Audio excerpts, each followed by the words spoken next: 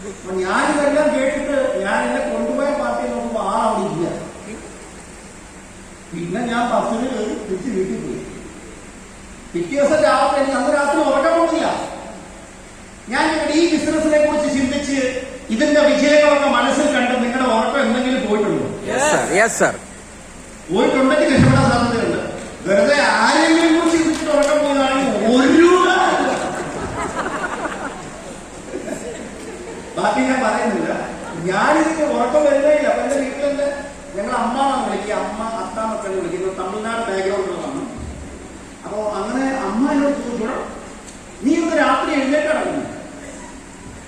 എഴുന്നേറ്റ് നടക്കുമ്പോൾ നോക്കണം. നോക്കി നടന്നില്ലെങ്കിൽ കൂടെ കിടക്കുന്നവരൊക്കെ നിലത്ത് പാതിരിച്ച് കിടക്കുന്നതാണ്. അവരൊക്കെ പള്ളക്കിരിക്കുന്നത് കുറ്റപ്പെട്ട കാലൊക്കെ. അപ്പൊ അതുകൊണ്ട് സൂക്ഷിച്ചൊക്കെ നടക്കാൻ പറ്റുള്ളൂ. പിറ്റേ ദിവസം രാവിലെ ആകാൻ നോക്കിയിരിക്കുക.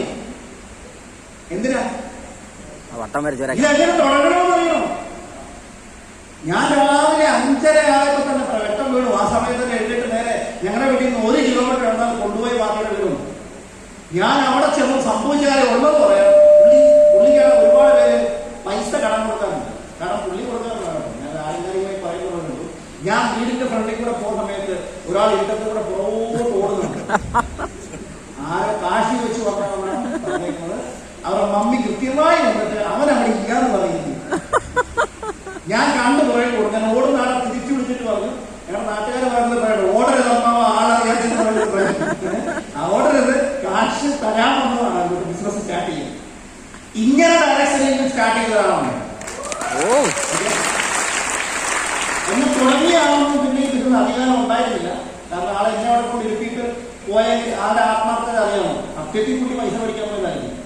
ഇയാളെപ്പെട്ടിരിക്കുമെന്നുള്ള സംശയം കൊണ്ട് വേറെ എവിടെയെങ്കിലും പോയതായിരിക്കും പൈസ പഠിക്കാൻ.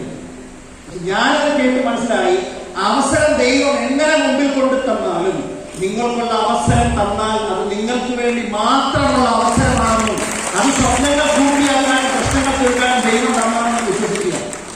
അങ്ങനെ കേട്ട് ഡയറക്ട് സെല്ലിംഗിലേക്ക് വന്നിരിക്കുകയാണ്. ഞാൻ ബിസിനസ്സിൽ വന്നിട്ട് ആ നാളെ ഞാൻ വെറുതെ ഇരുന്നിട്ടില്ല.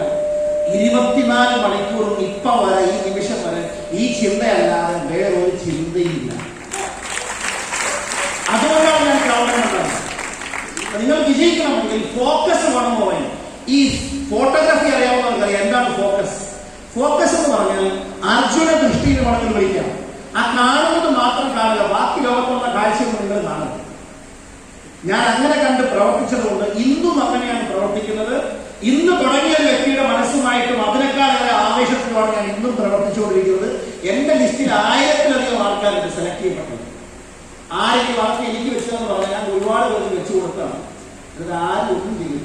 സ്വന്തം കുഞ്ഞിന് പട്ടി കിടന്നാൽ അവന് വിഷമം, അതിലൊന്നും എനിക്ക് വിഷമമാണ്. കറക്റ്റാണോ?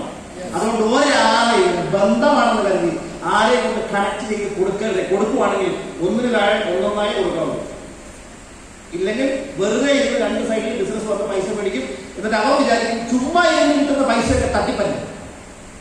നാളെ അവന് ഇതിന്റെ ഒരു പ്രചാരകനാണ്. അതുകൊണ്ട് അതൊക്കെ നിങ്ങൾ വളരെയധികം ശ്രദ്ധിച്ചു. ഞാൻ പറഞ്ഞു വരുന്ന കാര്യം, അങ്ങനെ ഡയറക്ട് സെല്ലിംഗിലേക്ക് ബിസിനസ്സിലേക്ക് വന്നു. ആദ്യം നമ്മൾ